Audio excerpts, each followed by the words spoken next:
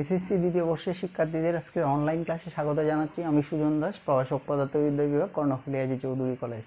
দেখো, আজকে আমি তোমাদের কিছু অঙ্ক করাবো, গাণিতিক সমস্যা সলভ করব। দেখো, ইউরেনিয়াম 238 এর অর্ধায়ু বের করো। গত ক্লাসে তোমাদের অর্ধায়ু নিয়ে আলোচনা করেছিলাম। আর ইউরেনিয়াম প্রতি গ্রাম প্রতি সেকেন্ডে এত, ইউরেনিয়ামের প্রতি গ্রাম প্রতি সেকেন্ডে ইউরেনিয়ামের নিউক্লিয়াস হতে প্রতি গ্রাম প্রতি সেকেন্ডে এত আলফা কণা নিঃসরণ করে। ইউরেনিয়াম প্রতি গ্রাম প্রতি সেকেন্ডে এত আলফা কণা নিঃসরণ করে।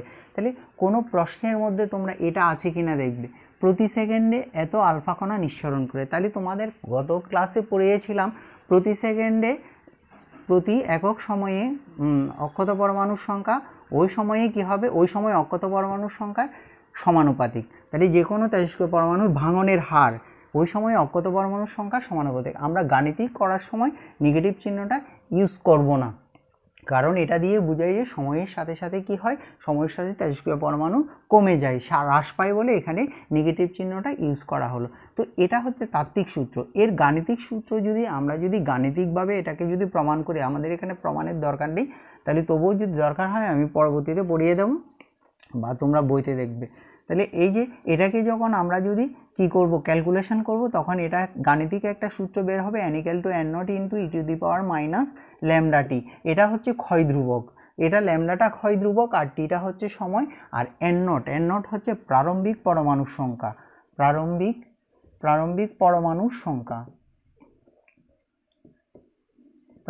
পরমাণুর সংখ্যা। আর nটা হচ্ছে কি, অক্ষত পরমাণুর সংখ্যা। তাহলে এটা মনে রাখো, এটা প্রারম্ভিক, এটা অক্ষত, আর এটা হচ্ছে কি এক্সপোনেনশিয়াল, মানে এটা সূচকীয় নিয়মে কি হয়, কমে যাচ্ছে। সূচকীয় নিয়মে কমে যাচ্ছে মানে আমি একটা সৃজনশীলের মধ্যে এই নিয়ে আলোচনা করব। তাইলে এই যে দেখো এখানের মধ্যে কি বলেছে, দেখো প্রতি সেকেন্ডে এত আলফা কণা নিঃসরণ করে। যদি প্রতি সেকেন্ডে বলে তাহলে সূত্র কিন্তু দুটো, তাহলে একটা হচ্ছে তাত্ত্বিক সূত্র আর একটা গাণিতিক সূত্র। তাহলে এটা হচ্ছে তেজস্ক্রিয়তার ক্ষয়সূত্র। তাহলে কোনটা হবে বলো তো, n = n0 × e⁻⁻λt। এখানে এই সূত্র যাবে না, এই সূত্র যাবে। তাহলে যেহেতু বলে দিছে প্রশ্নের মধ্যে প্রতি সেকেন্ডে এত আলফা কণা নিঃসরণ করে, তাহলে এই যে দেখো সময়ের সাথে সাথে তাহলে যে কোনো তেজস্ক্রিয় পরমাণুর ভাঙনের হার, মানে আলফা কণা নিঃসরণ করা মানে কি, তেজস্ক্রিয় পরমাণু ভাঙছে। তাহলে এই যে dN/dt এর জায়গায় আমি কি বসাই দেবো, এটা বসিয়ে দেবো। তারপর দেখো এখানের মধ্যে আমরা মাইনাস চিহ্নটা নাইবা দিই। তাহলে এখানে দেখো আমরা কার জালে আটকিয়ে গেছি। তাহলে এখানে দেখো ল্যামডাটা কি, ল্যামডাটা হচ্ছে ক্ষয় ধ্রুবক। তো আমাদের বলছে কি, আমাদের অর্ধায়ু বের করো। তাহলে অর্ধায়ুর সূত্র কি, আমরা একটু দেখি অর্ধায়ুর সূত্র। তাহলে অর্ধায়ুর সূত্র হচ্ছে, আমরা জানি যে T12 =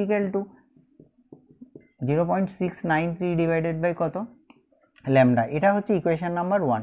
তাহলে এখানে আমরা কার জালে আটকিয়ে গেলাম, দেখো তো ল্যামডার জালে আটকে গেলাম। তাহলে ল্যামডাটা কোত্থেকে বের হবে, ল্যামডা বের করার দুটো সূত্র আছে। ল্যামডা বের করার সূত্র হচ্ছে, তুমি n = n0 × e⁻⁻λt এর মধ্যে বসাই দিলে কত হবে, ল্যামডা বের হবে। কিন্তু এখানের মধ্যে ল্যামডা, এই যে প্রারম্ভিক পরমাণুর সংখ্যাও নেই, প্রারম্ভিক পরমাণুর সংখ্যা নেই, সময়ও নেই, বা সময় যদি প্রতি সেকেন্ড দেওয়া থাকে, অক্ষত পরমাণুর সংখ্যাও নেই। তাহলে একটা ব্যাপার লক্ষ্য রাখবে, প্রতি সেকেন্ডে যদি এত আলফা কণা নিঃসরণ করে, তার মানে dN/dt এর মান দেওয়া আছে। তারপর হচ্ছে nটা কি বলতো, গত ক্লাসে আমি তোমাদের দেখিয়েছিলাম, nটা হচ্ছে প্রতি গ্রামে পরমাণুর সংখ্যা। তাহলে n হচ্ছে কি, n হচ্ছে প্রতি গ্রামে পরমাণুর সংখ্যা, প্রতি গ্রামে পরমাণুর সংখ্যা। তাহলে প্রতি গ্রামে পরমাণুর সংখ্যা মানে কি, দেখো তো n = অ্যাভোগাড্রোর সংখ্যা ডিভাইডেড বাই কি, ভর সংখ্যা, এ দিয়ে দিতে পারি আমরা। তাহলে এইবার দেখো অ্যাভোগাড্রোর সংখ্যা ডিভাইড বাই ভর সংখ্যা এখানে আমরা বসাবো। আর এটার মধ্যে যদি আমরা এটা বসিয়ে দিই, তাহলে ল্যামডাটা আমাদের কি হবে, বের হবে। এখন তাহলে আমরা আগে এই n এর মানটা বের করে নিতে পারি, n এর মান। তাহলে অ্যাভোগাড্রোর সংখ্যা তোমরা জানো 6.023 × 10⁻23। আর এটা হবে যে কার ভর, এই যে ইউরেনিয়াম 238। তাহলে 238 যদি আমরা এখানে বসিয়ে দিই, তাহলে 2.53 × 10⁻21 এত হবে, এত বের হবে। তাহলে এখানের মধ্যে n এর মান আমরা বের করলাম। এখন এই n এর মান বের করার পর আমরা কি করব দেখো তো, এই যে আমরা যদি এখানে বসিয়ে দিই তাহলে আমাদের ল্যামডা এর মান বের হয়ে যাবে। তাহলে দেখো তো dn/dt ডিভাইডেড বাই তাহলে কত হবে, n হবে, ইকুয়াল টু কত, ল্যামডা। তাহলে dn/dt এর মান কত দেখো তো, 1.24 into 10⁴ 2.53 into 10⁻21 equal to lambda.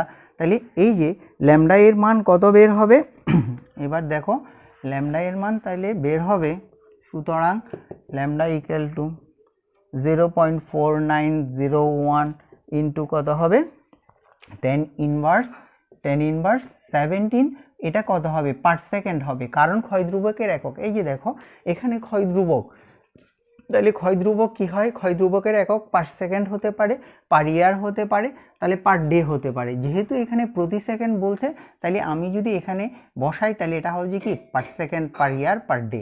তাহলে এখানে ল্যামডা এর মান আমরা বের করলাম, কিন্তু আমাদের দরকার কি, তাহলে আমরা এখান থেকে ল্যামডা বের করে ফেললাম। এখন আমাদের দরকার কি, t½ বের করা। তাহলে এই ল্যামডা এর মান যদি আমরা যদি 1 নম্বর সমীকরণে বসিয়ে দিই, তাহলে দেখো তো t½ এর মান কত আসবে, 0.693 ডিভাইডেড বাই কত, 0.49 কত হবে, 01 ইন্টু 10⁻7। তাহলে এটা যদি বসাই তাহলে আমাদের কি কাঙ্ক্ষিত মানটা বের হবে। কাঙ্ক্ষিত মানটা হবে যে দেখো এখানে কত হবে, 4.49 ইন্টু 10⁹9। এটা কি হবে বলো তো, এটা আমাদের কি হবে, এটা আমাদের ইয়ারে হবে, এটা আমাদের কি হবে, ইয়ারে হবে। যদি সেকেন্ডে যদি নিয়ে যেতে চাই তাহলে এটা ইয়ার হবে, সেকেন্ডে YEAR, শুধু ওয়াই দিলেও হবে। যদি তোমরা যদি ইয়ারে যদি নিয়ে যেতে না চাও তাহলে কত হবে, 1.414 ইন্টু কত হবে, 10⁻17 কত হবে, সেকেন্ড হবে।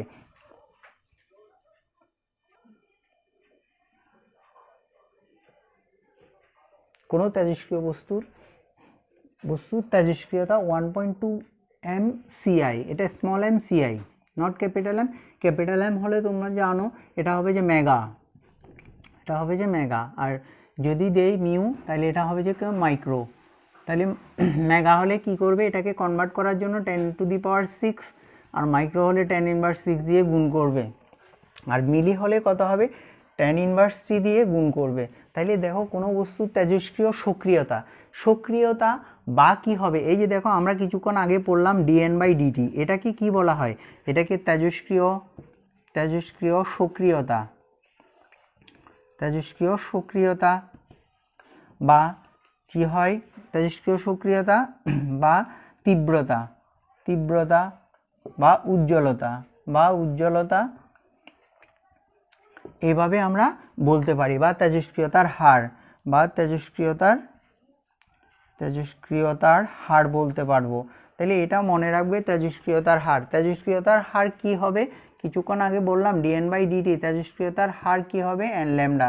এই যে অক্ষত পরমাণুর সংখ্যার সমানুপাতিক, dn/dt প্রপোর্শনাল টু কি হবে, n হবে, dn/dt প্রপোর্শনাল টু কি হবে, ল্যামডা হবে। তরঙ্গ দৈর্ঘ্যেরও কি হবে, তাহলে এখানে তরঙ্গ দৈর্ঘ্য না, সরি, এটা হচ্ছে কি ক্ষয় ধ্রুবকেরও সমানুপাতিক হবে। তাহলে dn/dt আশা করি বুঝতে পারছো, তেজস্ক্রিয় সক্রিয়তা বা তীব্রতা বা উজ্জ্বলতা বা ক্ষয়ের হার। তাহলে এখানে বলছে তেজস্ক্রিয়তা মানে কি, তেজস্ক্রিয় সক্রিয়তা, তার মানে কি তেজস্ক্রিয় সক্রিয়তা এখানে কি বলে দেওয়া আছে, 1.2 মিলিকুরি। তাহলে এখানে যদি 1.2 মিলিকুরি দেয়া থাকে তাহলে তোমাদের এখানে কিসের মান দেওয়া আছে, তোমাদের ধরে নিতে হবে তেজস্ক্রিয়তার মান কত দেওয়া আছে, 1.2 মিলিকুরি। তাহলে এখানে তোমাদের একটা ব্যাপার, তেজস্ক্রিয়তা 1. আমরা লিখে ফেলি, তেজস্ক্রিয়তা 1.2 মিলিকুরি। তাহলে মিলি মানে কি, 1.2 ইন্টু কত হবে, 10⁻3, এটাতে কুড়িতে গেল, কিন্তু আমাদের তেজস্ক্রিয়তার একক কি হবে বলো তো, তেজস্ক্রিয়তার একক হচ্ছে এটাকে ডিকে পার সেকেন্ড। তাহলে 1 কুড়ি ইকুয়াল টু আমরা কি জানি, 1 কুড়ি ইকুয়াল টু 3.7 ইন্টু 10⁻10 ডিকে পার সেকেন্ড। তাহলে আমরা কি করব, এটাকে 3.7 ইন্টু 10⁻10 ডিকে পার সেকেন্ড, এটা দিয়ে আমরা গুণ করব, তাই কি না। তাহলে এটা আমাদের ডিকে পার সেকেন্ডে চলে যাবে। তাহলে এখন বলছে আমাদের ভাঙনের হার মানে কি dn/dt এর মানটাই পুরোপুরি বের করতে বলছে। তাহলে দেখো তো dn/dt ইকাল টু কত হবে, dn/dt ইকাল টু এই পুরোটা মান। আবার বলি তোমাদের কোনো তেজস্ক্রিয় বস্তুর তেজস্ক্রিয়তা মানে তেজস্ক্রিয়তা বলতে dn/dt, তাহলে এই dn/dt আবার বলছে ভাঙনের হার, তাহলে এই dn/dt যেই কথা তেজস্ক্রিয়তা একই কথা। তাহলে একটা জিনিস দেয়া আছে আবার সেটাকে ঘুরিয়ে বলছে শুধু একক কনভার্ট করে জাস্ট তার মানটা বের করতে হবে। তাহলে ভাঙনের হার কত হবে, এই যে ভাঙনের হার তেজস্ক্রিয়তা যেই কথা মানে পুরোপুরি তোমার এটা দেয়া আছে, তাহলে dn/dt এর মান হচ্ছে কোনটা, এটা পাশে আর কোনো সূত্র লিখতে হবে না, যেমন dn/dt equal to n lambda, এটা হবে না, কারণ তোমাদের শুধু বের করতে বলছে dn/dt এর মানটা বের করতে বলা হয়েছে। এরপরে দেখো আমি তোমাদের আরেকটা প্রশ্ন পড়াচ্ছি, সেটা হচ্ছে দেখো আলফা কণার মধ্যে আলফা কণা, তাহলে কোনো তেজস্ক্রিয় বস্তু থেকে কোনো তেজস্ক্রিয় পদার্থ থেকে যদি আলফা কণা যদি নিঃসৃত হয়, আলফা কণা কি বলছিলাম, আলফা কণা হচ্ছে ডাবল আয়োনাইজড হিলিয়াম অ্যাটম, তাহলে মানে কি দ্বিআয়নিত হিলিয়াম পরমাণু, এখানে দুইটি প্রোটন আছে দুইটি নিউট্রন আছে। আচ্ছা, তারপর বিটা কণা মানে কি, বিটা কণা মানে তাহলে হাইড্রোজেনের আইসোটোপ 1h1 1h2, তারপর হচ্ছে কত 1h3 প্রোটিয়াম ডিউটেরিয়াম ট্রিটিয়াম, তারপর যে গামা রশ্মি মানে কি তেজস্ক্রিয় রশ্মি। তাহলে কোনো তেজস্ক্রিয় পদার্থ থেকে বোল থেকে যদি কি নিঃসৃত হয়, আলফা কণা যদি নিঃসৃত হয়, তবে তার কি হবে, তার এখানে পরমাণুর সংখ্যা মানে প্রোটন সংখ্যা, পরমাণুর সংখ্যা মানে প্রোটন সংখ্যা, তাহলে প্রোটন সংখ্যা কত কমে যাবে, তাহলে প্রোটন সংখ্যা 2 কমে এবং ভর সংখ্যা, তাহলে এটা হবে যে নিউক্লিয়ন সংখ্যা বা ভর সংখ্যা, তাহলে এখানে ভর সংখ্যা কত কমবে, 4 কমে যাবে। তাহলে দেখো আলফা কণা মানে কম দুটোই কমবে, প্রোটন সংখ্যা 2 কমবে আর ভর সংখ্যা কি কমবে, 4 কমবে। তাহলে কন্ট্রারি কি হবে, যদি বিটা কণা নিঃসৃত হয়, তাহলে বিটা কণা মানে কি, এখানে আমরা প্রোটিয়ামের কথা চিন্তা করব, তাহলে হাইড্রোজেনের এই আইসোটোপটা চিন্তা করব, তাহলে যদি বিটা কণা নিঃসৃত হয় তাহলে প্রোটন সংখ্যা 1 বাড়ে, তাহলে প্রোটন সংখ্যা 1 বাড়ে, তো ভর সংখ্যা কি 1 বাড়বে না, ভর সংখ্যা কি হবে, অপরিবর্তিত থাকবে। কেন ভর সংখ্যা অপরিবর্তিত থাকে সেই কথাটা তোমাদের অনুধাবন হিসাবে আসতে পারে, তাইলে সেটা আমি তোমাদের বুঝাবো। তাইলে এখানে কি হচ্ছে, বিটা কণা নিঃসৃত হলে প্রোটন সংখ্যা 1 বাড়বে আর ভর সংখ্যা কি থাকবে, অপরিবর্তিত থাকবে। আবার বলো, তাহলে কোনো তেজস্ক্রিয় নিউক্লিয়াস থেকে আলফা কণা যদি নিঃসৃত হয়, আমি আবার রুমিনেট করছি, তাহলে কি হবে, প্রোটন সংখ্যা 2 কি হবে, কমবে, আর ভর সংখ্যা কি কমবে, 4 কমবে। কেন, আলফা কণা মিন্স এটা, তারপর বিটা কণা মিন্স কি 1h1 ধরলাম, তাহলে কি হবে দেখো তো, এখানে প্রোটন সংখ্যা 1 বাড়বে আর ভর সংখ্যা কি থাকবে, অপরিবর্তিত থাকবে। এই থিওরিটা দিয়ে এটা দিয়ে বেসিকটা দিয়ে আমরা একটা কি করব, অঙ্ক করব নেক্সট ক্লাসে। তো আজ এর দূর পর্যন্ত, সবাইকে ধন্যবাদ।